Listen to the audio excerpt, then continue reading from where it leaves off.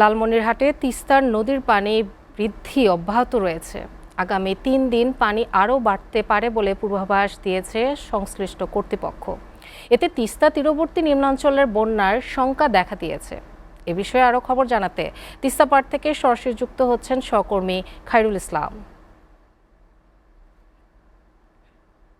খায়রুল, তিস্তার পানি বৃদ্ধির বর্তমান পরিস্থিতি কি, বিস্তারিত জানাবেন।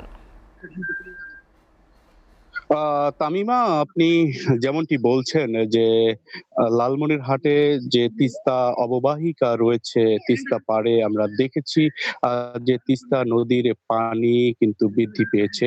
আমি যদি একটু দেখাই, আমি এই মুহূর্তে রয়েছি তিস্তা পাড়ে এবং তিস্তা নদীর পানি আমরা গতকালকেও কিন্তু দেখেছি যে তিস্তার পানি আহ, আহ, ছিল মাত্র 51 সেন্টিমিটার বিপদসীমার নিচে। সেই পানি কিন্তু আজকে বৃদ্ধি পেয়ে তা হয়েছে প্রায় 15 সেন্টিমিটার নিচে, অর্থাৎ প্রায় 38 সেন্টিমিটার পানি গত 24 ঘন্টায় বৃদ্ধি পেয়েছে। আমরা পানি উন্নয়ন বোর্ড এবং সংশ্লিষ্ট যারা রয়েছে তাদের সঙ্গে কথা বলেছি এবং কথা বলে যেটা জেনেছি যে পানি কিন্তু আগামী 3 দিন পর্যন্ত বৃদ্ধি পেতে পারে।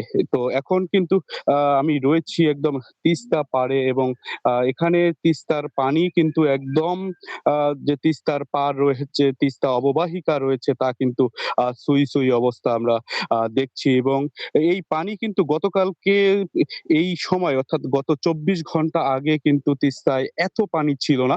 হঠাৎ করে তিস্তার পানি কিন্তু আজকে বৃদ্ধি পেয়েছে, আমরা এমনটাই দেখতে পেয়েছি। বিশেষ করে লালমনিরহাট তিস্তা বিধৌতিত একটা জেলা। লালমনিরহাটের যে 5টি উপজেলা রয়েছে, সেই 5টি উপজেলাই তিস্তার সঙ্গে কানেক্টেড। তবে আমরা পানি উন্নয়ন বোর্ডের সঙ্গে কথা বলেছি। পানি উন্নয়ন বোর্ড আমাদেরকে জানিয়েছে যে আগামী 3 দিন কিন্তু তিস্তার পানি বৃদ্ধি পেতে পারে। আর এই তিস্তার পানি বৃদ্ধি পেলে কিন্তু তিস্তা পাড়ে নিম্ন অঞ্চল প্লাবিত হতে পারে এবং নিম্ন অঞ্চল প্লাবিত হওয়ার কারণে এখানে কিন্তু বন্যার সৃষ্টি হতে পারে, বন্যা দেখা দিতে পারে। তবে আরেকটি তথ্য আপনাকে দিয়ে রাখি, গতকালকে কিন্তু লালমনিরহাটে 3 জন মন্ত্রী এসেছিলেন, পানি সম্পদ মন্ত্রী, প্রতিমন্ত্রী এবং দুর্যোগ ব্যবস্থাপনা ত্রাণ মন্ত্রী তিস্তা পাড়ে এসে তিস্তা পাড়ের মানুষকে আশ্বাস দিয়ে গিয়েছেন যে তিস্তা মহাপরিকল্পনা খুব দ্রুত বাস্তবায়ন করা হবে।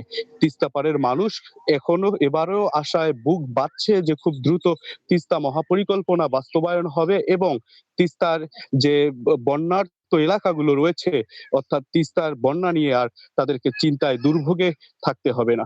সর্বোপরি লালমনিরহাটের যে তিস্তা নদী রয়েছে, তিস্তার পানি বৃদ্ধি পাচ্ছে। প্রশাসন আমাদেরকে জানিয়েছে যে তিস্তার পানি 50 সেন্টিমিটার বিপদসীমার উপর দিয়ে না গেলেও এর নিচে থাকলে কিন্তু প্রশাসন প্রস্তুত রয়েছে এবং পানি উন্নয়ন বোর্ডও সার্বিক তথ্য আমাদেরকে জানিয়েছে যে তারাও প্রস্তুত রয়েছে। তো সর্বোপরি তিস্তার পানি আগামী 3 দিন বৃদ্ধি পেতে পারে। তো তামিমা, এই ছিল লালমনিরহাট থেকে আমার কাছে তিস্তা নদীর পানি বৃদ্ধির খবরাখবর। খায়রুল, আপনাকে ধন্যবাদ।